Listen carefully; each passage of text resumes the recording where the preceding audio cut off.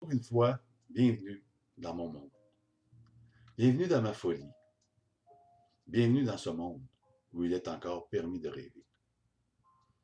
Voici un autre texte que j'ai reçu avec la complicité cette fois de Maître El Morya et qui parle de l'évolution de notre conscience. Au-delà de la résilience, il y a la constance. Soyez constant dans le changement, dans l'élévation de votre conscience. Votre évolution ne peut se faire que par une constante amélioration de la perception que vous avez de tout ce qui vous entoure, de tout ce que vous attirez ou de tout ce que vous rejetez. L'ouverture de votre conscience se fait seulement qu'une étape à la fois. Ce que vous appelez l'évolution, nous l'appelons la constance. Toutes les étapes se doivent d'être franchies les unes et aucune ne peut être surpassée.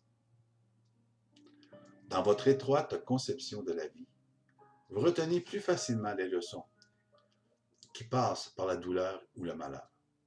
Vous oubliez vite les belles choses qui ont forgé votre monde pour garder en mémoire les tragédies qui l'ont frappé et que vous avez créées. Prenez du recul et regardez l'état de conscience des gens qui ont habité votre monde il y a 2, 3 ou 400 ans de votre temps. Vous verrez qu'il y a une évolution constante dans votre prise de conscience de l'univers que vous habitez et qui vous habite. Bien sûr, il y a eu des gens qui cherchent le pouvoir, qu'il y a encore des tyrans, des abuseurs, des manipulateurs.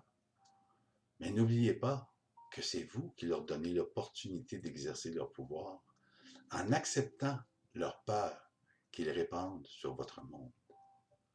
Par contre, au-delà de la peur, il y a une ouverture sur le monde, une plus grande acceptation des différentes civilisations et du comment elles se sont construites.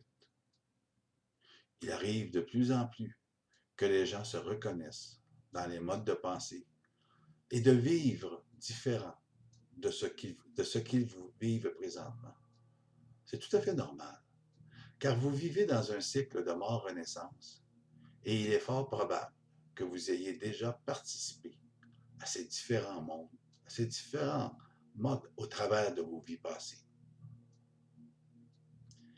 Ce qui est important aujourd'hui, c'est l'acceptation de ce qui est et de travailler à la constante évolution de cet état d'être. Si le passé a modelé ce que vous vivez aujourd'hui, c'est à vous de modeler aujourd'hui ce que vous vivrez demain.